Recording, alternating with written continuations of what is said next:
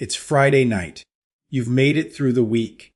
You're on the couch, phone in hand, half watching something, half scrolling, and then an article catches your eye. The headline reads something like, "How much do you need to retire comfortably at 60?" You click it. You read the number. And just like that, the whole mood changes. I've watched this happen to a lot of people. A 58-year-old guy with a good job, a paid-off home, 2 grown kids, and a spotless mortgage history sees a headline like that, looks at his account balance, and does the math in his head. It doesn't add up. Not even close. He puts the phone face down on the cushion. Doesn't say anything to his wife. He just takes it as confirmation of something he'd already half suspected. That he's behind. That he messed up somewhere. That working until his mid-70s isn't a choice anymore. It's just the plan. That moment, I remember that feeling. I've been close to it myself. Even doing this work for years, there were times I'd see some benchmark floating around and think, wait, am I the one who's off? Those numbers aren't really built to reflect where you stand.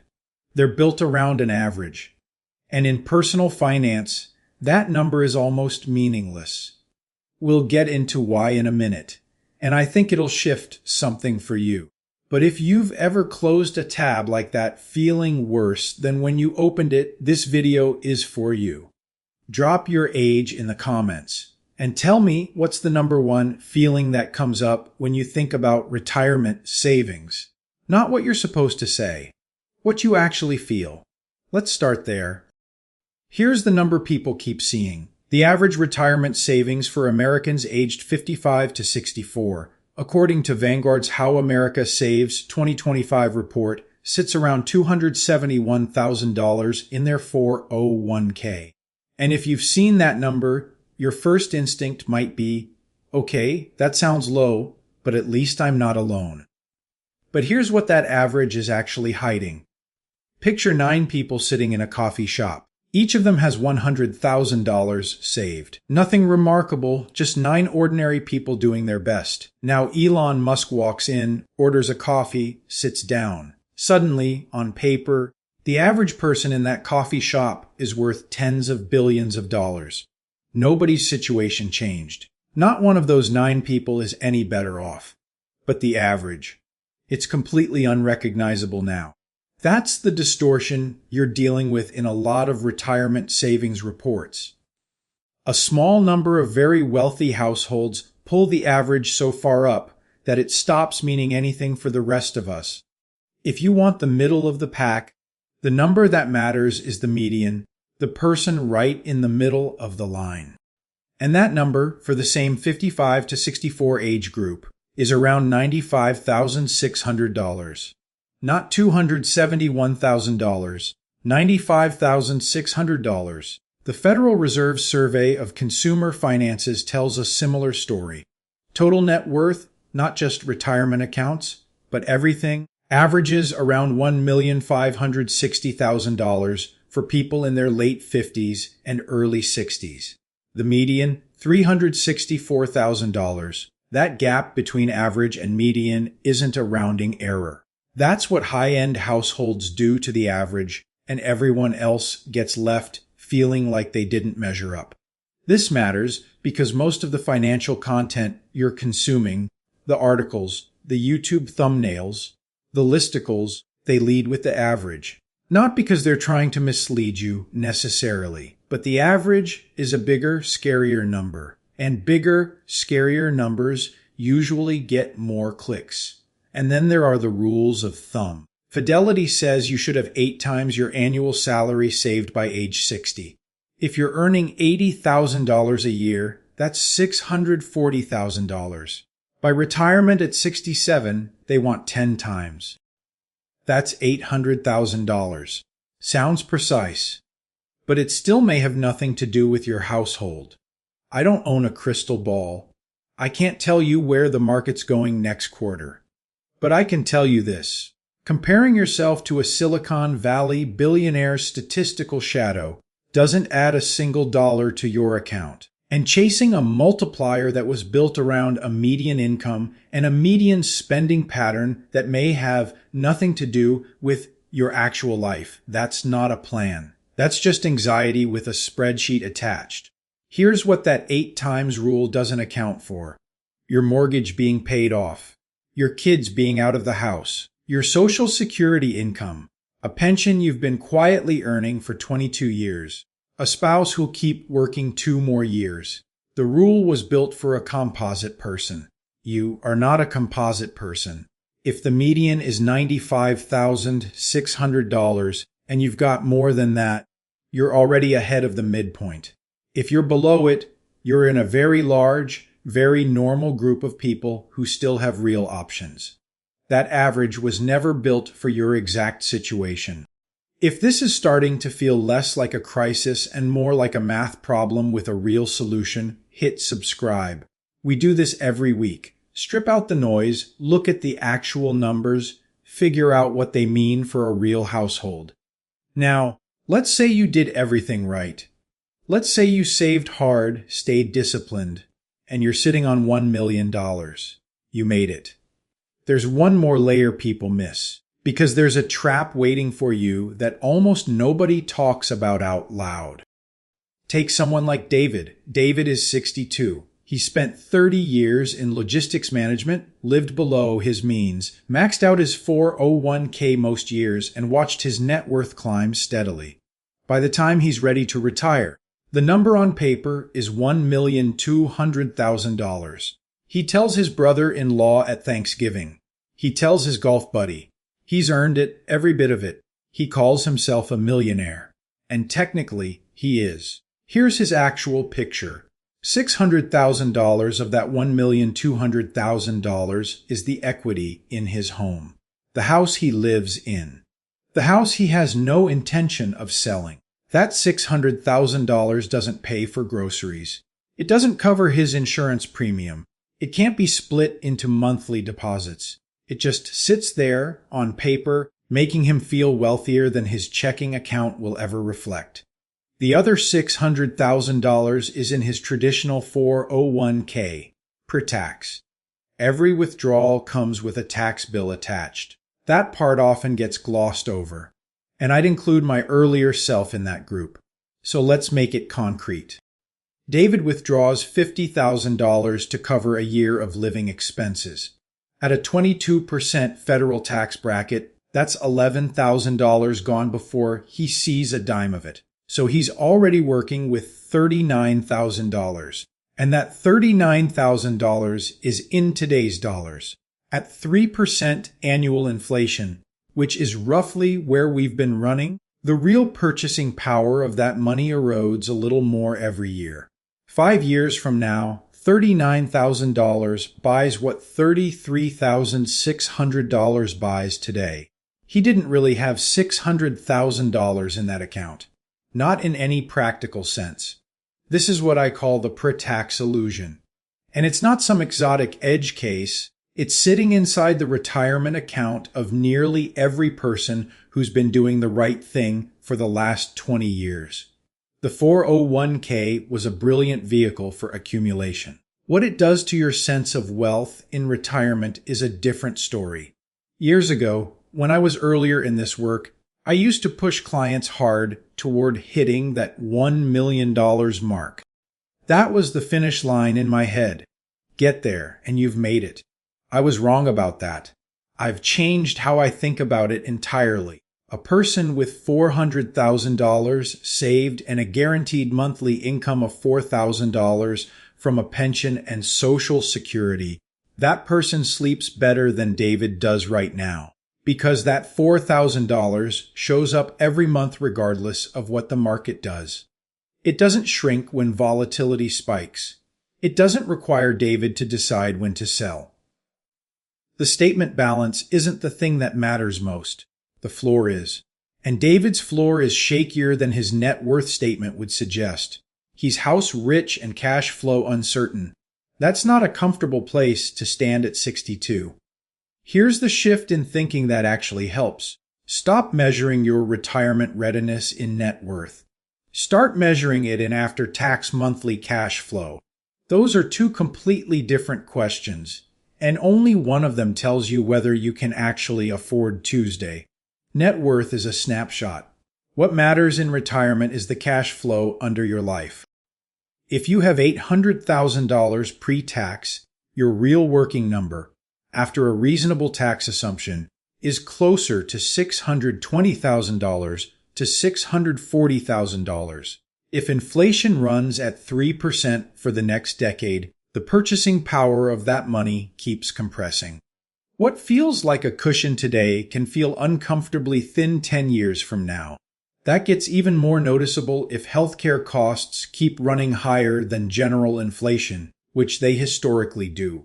The goal isn't to scare you out of saving in a 401k. Those accounts still make sense. The tax deferral during accumulation is real, and the employer match is free money. The goal is to get clear-eyed about what you actually have when you get there, not what the statement says you have. Because if you don't account for the tax layer, you'll spend your 60s being overly protective of a number you won't fully spend. And you'll underspend, underlive, and overworry about a situation that's actually more manageable than it looks once you're honest about the real figure. So if the millionaire benchmark is an illusion, and the average savings number is statistically useless, the question becomes, what do you actually need? Not as an abstract target, but as a real number for your real life, starting from where you are right now. That's what we're going to build in the next section. Most people planning for retirement do the math in their head, and it's usually off by more than people think. Not because you're careless, because your brain is wired to remember the big purchases and blur out everything in between.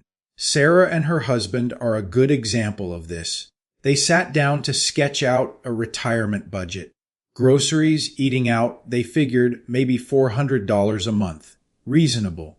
They've been doing this a long time. They know their habits. But when they actually printed their bank statements and tracked every dollar from the past 90 days, the real number came out to $947.